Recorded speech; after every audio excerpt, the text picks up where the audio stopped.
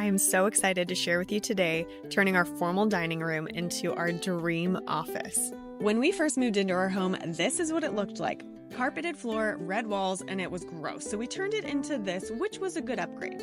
However, after 6 years of living here, we were just so bored with this room. It was collecting dust. We were never sitting in our formal dining room, and we were always sitting in our breakfast nook. So it was time to purge. We knew that a priority with this office was that we needed the doors to be able to close. We have 3 kids and 2 dogs, and if you know anything about working from home, you need some quiet sometimes. We found the door we needed at our local hardware store, and it only took us about 4 hours, and we are still married. But next time, because this is our first time hanging a door together, I guarantee you we could do it in under an hour. It's held on by super deep staples, so get your pliers out. They're kind of hard to get out, but once you get them, you can repair any marks that you made in the door frame with some wood putty.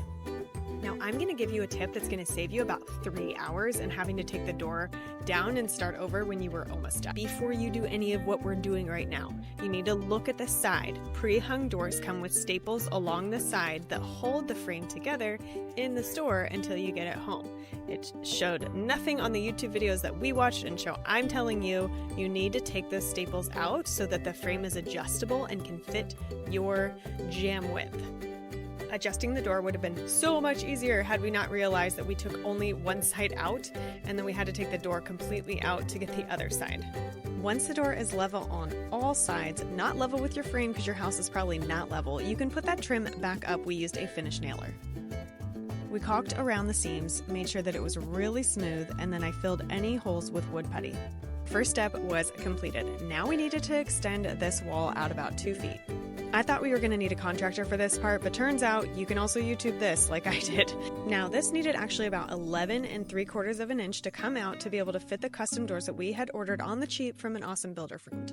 We took up the floor in that spot and used 2x4s to build an extended frame, and we put support boards throughout it going horizontal. We used our miter saw and drill and made sure to screw everything together. Putting was probably the hardest part, and it's still not perfect, so if I could do it again, I would use a lot more putty. Most of it, though, is behind the built-in, so you can't see it, but the wall isn't completely level. The Surf Prep sander came in super clutch around this time, too, because drywall dust gets everywhere, but this was sucking it up as I went, so I made sure to wear a respirator so I am not inhaling any of that, and I worked at night. After that, we needed to wait for the doors to come in, and so we got to work starting our custom built-ins in the inside. We looked up some basic plans on Google and found that we could build them ourselves too using 2x4s and cheap plywood. Now, I did have to backfill this plywood with dry decks and do a lot of sanding, so I would probably go for the upgraded plywood next time so it's not so gritty. After we finished installing all the boards, we installed that middle frame with a Craig jig. I do wish that those were thicker.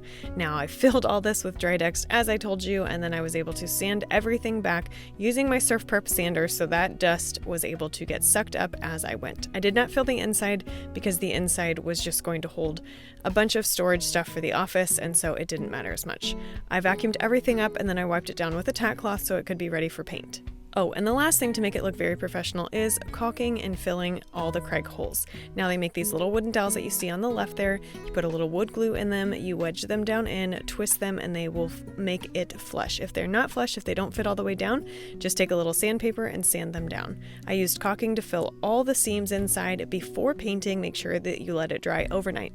Our table saw my husband worked on dataing the barnwood and measuring it for the doors, and then we used a thin piece of wood inside, sanded it down just a little bit so it wasn't so rough, and those are going to be the doors of the cabinets. I got a forest green Valspar cabinet enamel, and it rolled on beautifully over this wood. I rolled it on the inside, I painted the corners first, and then I rolled it all over, and I was able to do 2 coats, and it was completely finished. I had this made in a semi-gloss, and you can see from when we placed the barnwood on top, just to see how it would look, it's going to be an absolute gorgeous pairing. The barnwood that we were given came in 12-inch panels, multi-colors, one completely finished side, and it was already treated, so it's just rough looking and rustic, and we loved it. And we thought, we could do this whole thing, this dark green, but we just felt like the green tones with the wood would just be beautiful. So the back panels we put straight into the wall, straight into the studs. We just laid them out. We cut them to length from the top of the desk into the ceiling. And then we cut each shelf and we measured each shelf for what it needed to be on the inside. We really wanted these shelves to be adjustable. Now, shelf pins are exactly the diameter of a pegboard. So we bought a cheap pegboard, cut it up, put it on the inside wall, used a block to make sure that we weren't going in too deep, and used our drill to drill exactly the diameter of the pins that we would need. It makes it so that our shelves are fully adjustable, they're built in, they're professional looking. We sprayed the doors, and then I'm going to show you what hinge tool we found that's amazing. I swear, Craig Jig comes up with the coolest tools. This is a hinge driller. Now you literally just hook it up to your drill and you drill the perfect holes that are made for hinges. We found soft close hinges online that are 1/7 of the price that they are at the hardware store, so check out my Amazon list for those. It definitely helps having a partner to help hang the doors.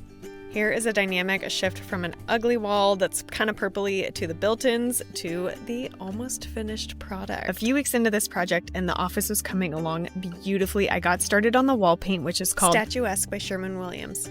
This brightened up the room so much. I had this like taupey, purpley gray color on the walls. Decided to go with a darker color for the wainscoting. We started applying it by hand, but guess what? It was so much easier to tape off the walls, use my Wagner Flexio 5000, and spray this enamel on. It only took 2 coats to go over everything, and then I was able to go with a paintbrush and do all the trim around the door and the window. In the meantime, we took the door off the hinges right there going into the kitchen, and we took it out to the garage, and I sprayed it with that statuesque paint as well. Also in the garage was the crown molding. We cut it to its new size, and I painted it out there because crown molding is so hard to paint when it's on the wall, and so when you paint it ahead of time, it really helps the process. My dad had come over to help for a few days, and he's got the brad nailer and the finishing nailer, and those tools make it so easy to put up trim.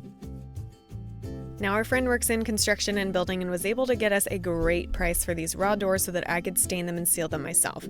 I blended together 5 leftover stains that were in my garage to make a custom color that matched the built-in so that the doors would look seamlessly intertwined. Installing these took some work, but I had some helpers and made sure that it was all level. But again, this is our first time and we figured it out. We watched some YouTube videos, we got everything level and made sure that the doors were swinging together perfectly straight. We bought some white trim for the outside and I painted that, and then we used barnwood and cut it to 2-inch planks for the inside trim. Moving on to the next phase of the Ugly Duckling office remodel. This is the desk I did for this. There's a whole 2 videos focusing completely on how I made this desk over, but basically I bought it on Facebook Marketplace for $50. It took a ton of work because of what I wanted to do with it. Once I removed the damaged leather from the top, I realized how much I wanted to make this our own with scripture. But first I needed to prep it. I filled all those holes and any gouges that were left in the desk damaging it with wood putty. I sanded all that down, I deglossed it, and then I primed it with this Kills Clear primer. There was something funky about the top, and so after this first Kills coat and then I painted it, the paint wasn't drying. It was gummy, tacky, and just refused to dry. So I ended up taking it inside because the humidity was really high in Charlotte at the time. I stripped off the paint, sanded it back down, and then put a shellac primer on it that's going to help the paint better adhere and dry. Once the top was painted, we found our favorite scriptures in the Bible and we laid those out on top and created a layering effect using polyacrylic sealer to seal all the pages down, under, and over. This was so fun because this was from my husband's old Bible where he has a lot of stuff underlined and starred and some notes on the pages, and so this just made the desk super special. Next up was the epoxy. This definitely took a learning curve, but we used Total Boats epoxy and we did 1 layer at a time. This was after the big mess up that you can see in video 2 of the epoxy nightmare, but this worked out. We did 1 layer just on the insets, sanded that down, did another layer on the entirety of the top to make it all level, sanded that back down, wiped it with acetone, and then did 1 final flood layer. I finished the sides up with dark wax, and we have this beautiful desk that my husband works at every day now.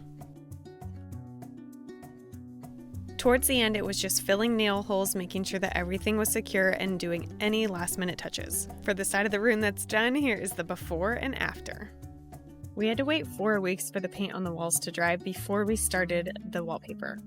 The first piece was the hardest to put on, but I had a friend come over that was experienced with peel and stick and had done it a few times, and so she helped bring over her laser level. We got that first piece done and then redone. When we were finished with it, I realized the measurements I had given when I had it custom made just came in another 1/4 inch too short, which is my whole theme of this office is I'm always like a 1/4 of an inch off. But have no fear, they sell these furring boards for $5 a piece at the store. So I primed them, I painted them, I put them on. It looked like the crown molding. It looked like it was completely a part of the piece to begin with, and a part of the wall and the crown molding on top. On the sides, it just looks like it has a frame now, and it's absolutely stunning. It covered up any mistakes at all. So I highly suggest, if you're doing a peel and stick wallpaper, that you add a frame to it. It's so fun. Here's some awesome before and afters, because a good before and after lets you know how far you've come and what you were able to accomplish. Again, we have very little DIY home experience. I am a furniture painter and furniture refinisher, but guess who's going to be doing a lot more of this, because now I want to transform like every room in my house. My husband's shaking his head at me right now, but I am so excited how this turned out. I'm so proud of us for researching. We didn't get stuck. We didn't stop. We just put our heads back down, got to work, especially when we made mistakes. We just went back through and figured it out.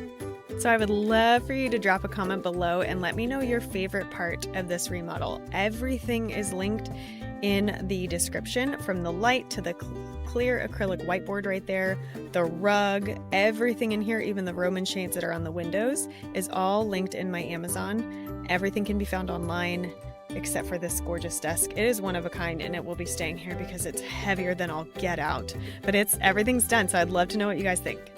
Stay tuned for more furniture refinishing, furniture flips, client work, and now home DIY. Every week I drop new videos, and you can connect with me through Facebook and Instagram. Make sure that you're subscribed to my channel and share this video with friends. I'll see you guys next time.